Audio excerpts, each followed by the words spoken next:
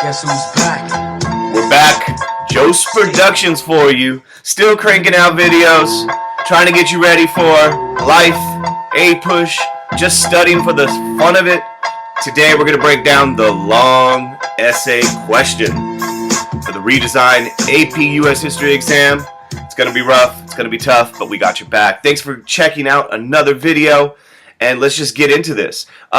One thing you need to realize, there's been a lot of people that have taken APUSH over the years. In fact, what most people don't know is this famous photo of John Brown is actually of him pledging to pass AP US History. So what do you need to do to pass the long essay question in APUSH? Well, let's take a look at what it wants you to do. It's the questions. It's the questions, boy. It's the questions. It's the questions. Come on, the questions. It's the questions, boy. It's the questions. In this question, in this part of the APUSH exam, you're going to have a choice between two questions. Everyone likes choice. You're only going to select one. And of course, I hope it's obvious, but you select the one that could show how awesome you are and how much you know. So pick the one you feel most comfortable with. In these questions, you're going to have to focus on a particular historical thinking skill, or HTS as they say on the streets. You're going to get 35 minutes to write one long essay question, only one, and it's going to be 15% of your total APUSH score. So it's an important piece, but we got your back, and it's going to be stressful. In fact, what most people don't know is this is John Brown after taking APUSH. It had nothing to do with his fight against slavery. Now, what are they going to be looking for this long essay exam? Well, there's kind of 4 parts to the rubric, and they break down as follows.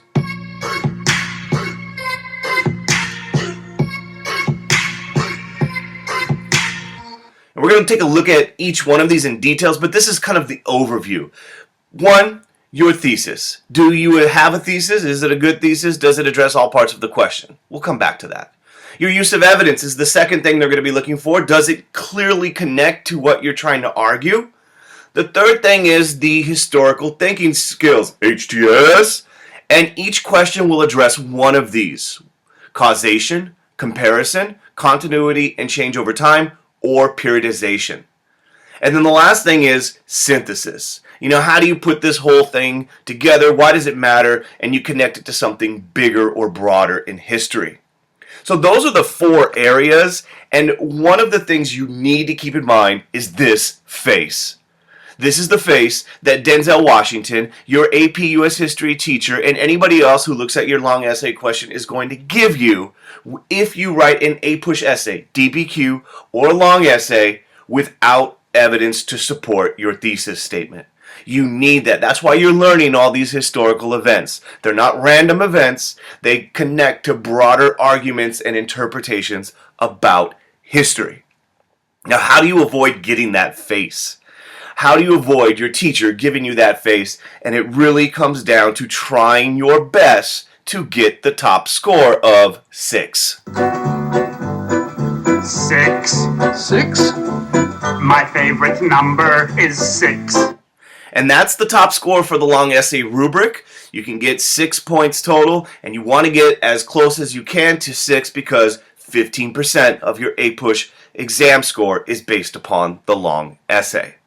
Now, first thing you can do to get on the road to getting a 6 is, of course, the same thing in any essay writing, which is have an awesome thesis. To that I say, all right, all right, all right. Everybody you know that knows about essays, they talk about your thesis. So you can get up to 1 point on your thesis statement, and in order to do that, you need to clearly, directly address all parts of the question. You can't just restate the question. So many students just kind of rewrite the prompt. You can't do that. You need to take a position or a judgment, and throughout your essay, you're going to use evidence to prove that statement or judgment.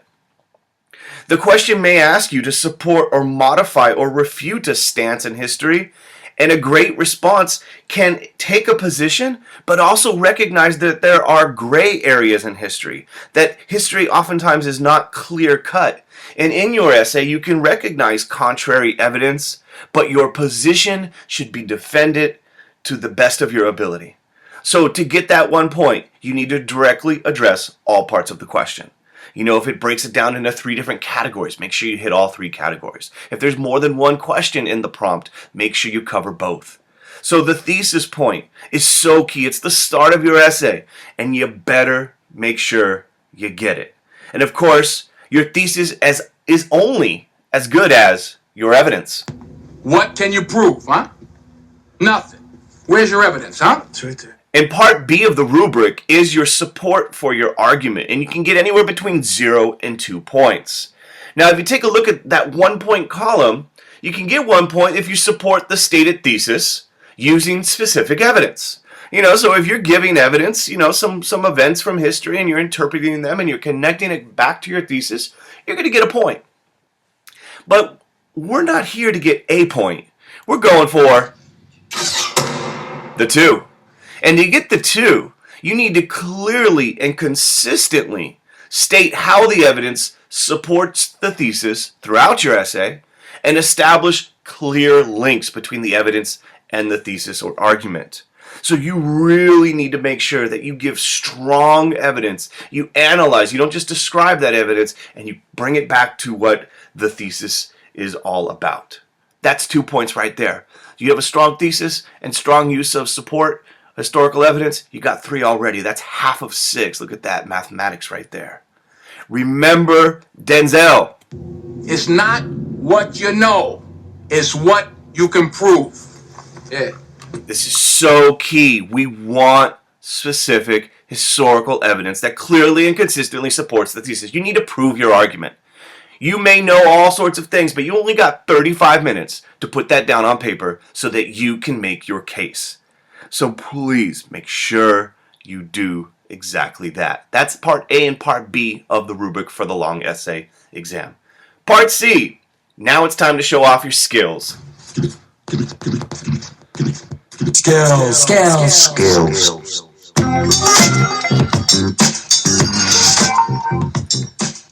Application of targeted historical thinking skills, you can get up to 2 points on this section of the rubric.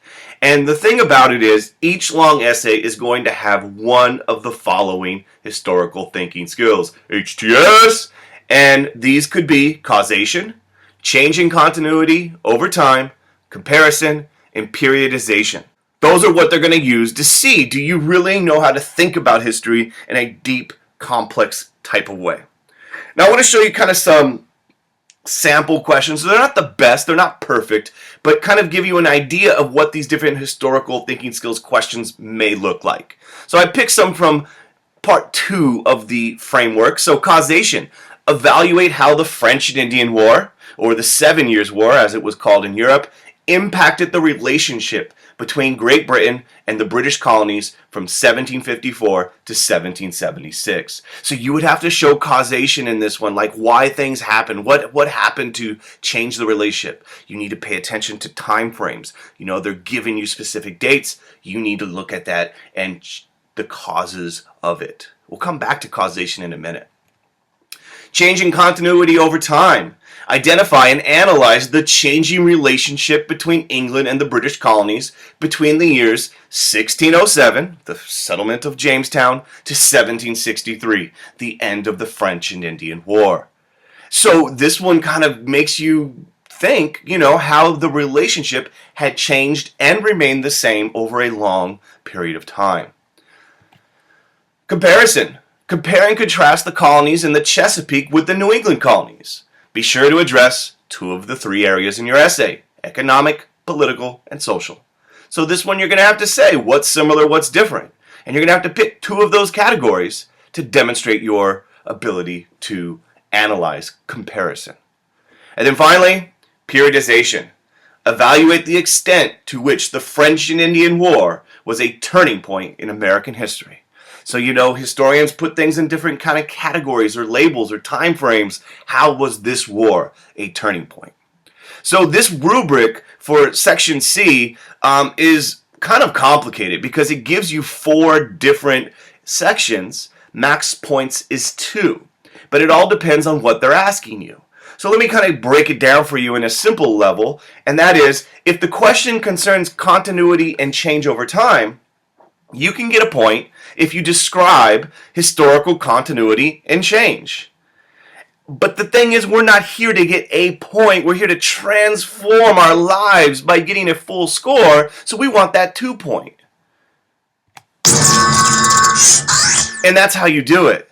You not only describe it, but you analyze specific examples that illustrate historical continuity and change over time. You're showing throughout your essay that you could recognize patterns of change, and you're able to analyze them and evaluate them and really kind of show, perhaps you're going to say, was it more change or was it more continuity? You're able to really look at long periods of history and make these really good interpretations.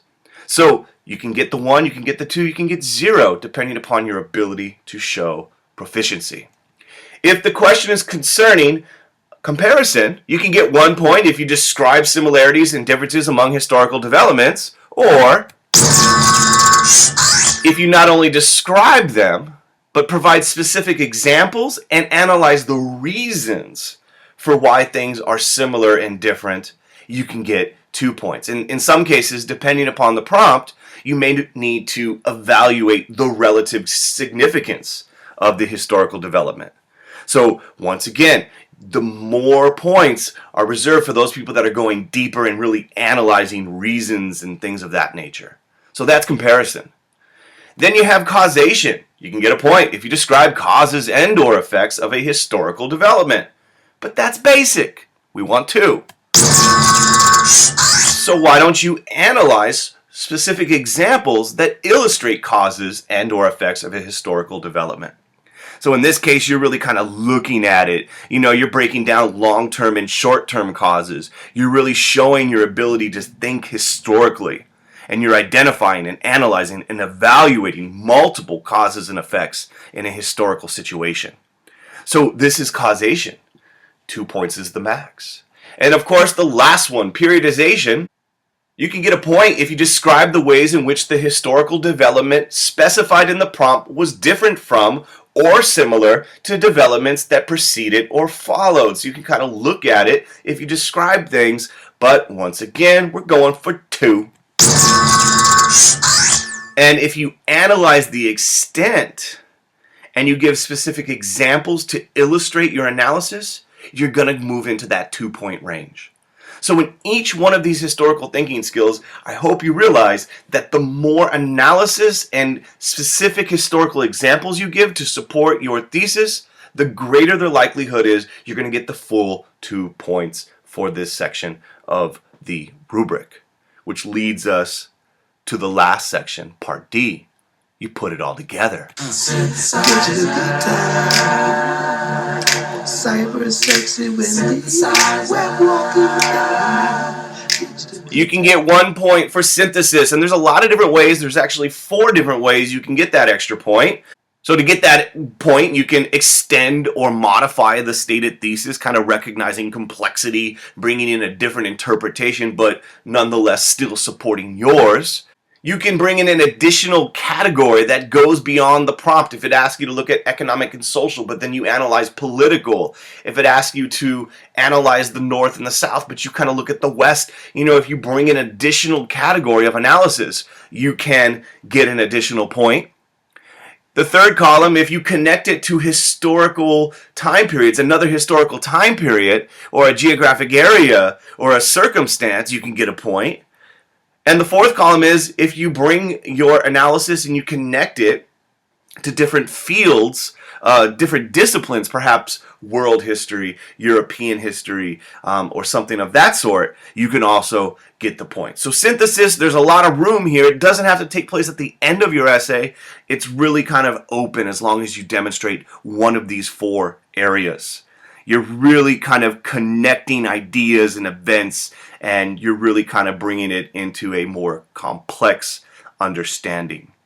So that's the long essay question, ladies and gentlemen. So I have a challenge for you. There's all these challenges on the internet. If this video helped you out, if you liked it at all, I want you to post a photo of yourself doing the legendary Hulk Hogan pose in front of an American flag and post it to Twitter. Make sure you put @Jocz Productions and hashtag Jocz, J-O-C-Z, hashtag APUSH, and we're going to start a trend where APUSHers around the world are going to be doing the Hulk Hogan to show our love for APUS history. and hopefully a little love my way. And once again, if you found the video helpful, hit the little thumbs up, give me some props there, post a comment, and tell your friends. You should do it yourself. If you want to get a 5 on that AP US History exam, because I subscribe to Joe's Productions, I got 5 on the AP US History exam. I got 5 on it. Damn, the rap game is better be nervous because I'm coming for you. Thanks for watching. Peace.